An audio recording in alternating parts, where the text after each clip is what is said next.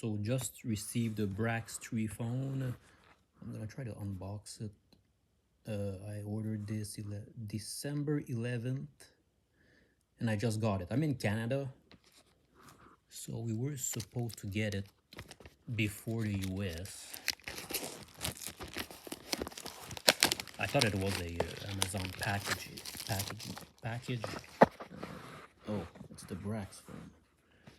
Thank God.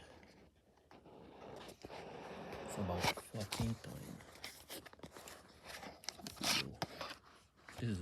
I never had any.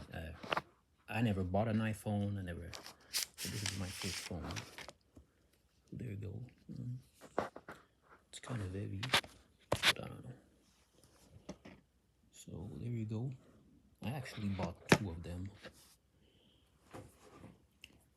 So one is to commit crimes, the other one is to call my friends.